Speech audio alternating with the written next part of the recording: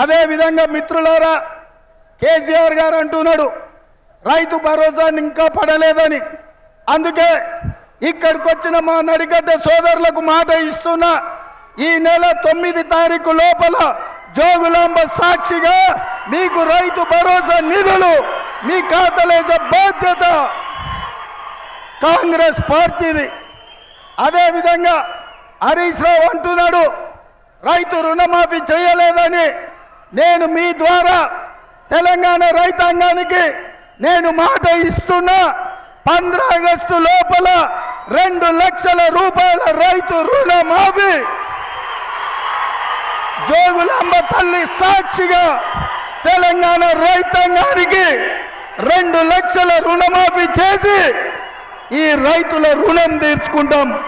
ఇవాళ మీ బిడ్డగా నల్లమల అడవులో పుట్టిన నేను ఈ తెలంగాణ రాష్ట్రానికి ముఖ్యమంత్రి అయినా, మనల్ని దించాలని, మనల్ని ఓడించాలని, మనల్ని పడగొట్టాలని కుట్ర జరుగుతున్నది. అందుకే ఈరోజు పాలమూరులో అక్కడ మహబూబ్నగర్లో వంశీచంద్రెడ్డిని, నాగర్ కర్నూలులో డాక్టర్ మల్లు రవిని గెలిపించండి. అప్పుడే మన ప్రాంత పౌరుషం, మన ప్రాంతం యొక్క అభివృద్ధి జరుగుతుంది. ఇవాళ మనమందరం డిసెంబర్లో కేసీఆర్ను ఓడించి పని అయిపోయింది అనుకుంటారు. కాదు మిత్రులారా, డిసెంబర్లో జరిగిన ఎన్నికలు సెమీఫైనల్స్లో కేసీఆర్ను ఓడించడం. మే 13 తారీఖు నాడు ఫైనల్స్ ఆడుతున్నాం.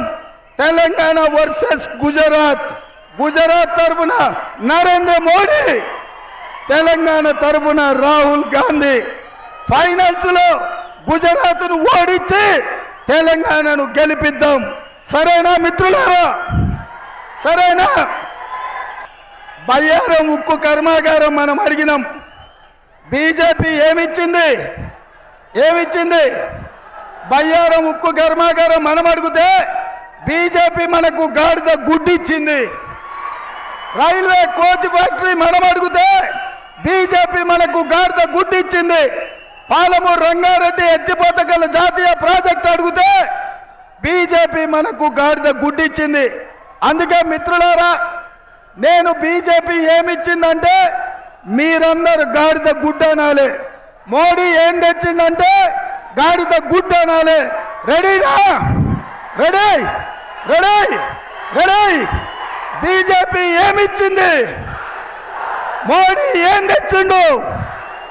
బీజేపీ ఏమిచ్చింది? మోడీ ఏం తెచ్చిండు? బీజేపీ ఏమిచ్చింది? అర్ణమ్మ ఏం తెచ్చింది? బీజేపీ ఏమిచ్చింది?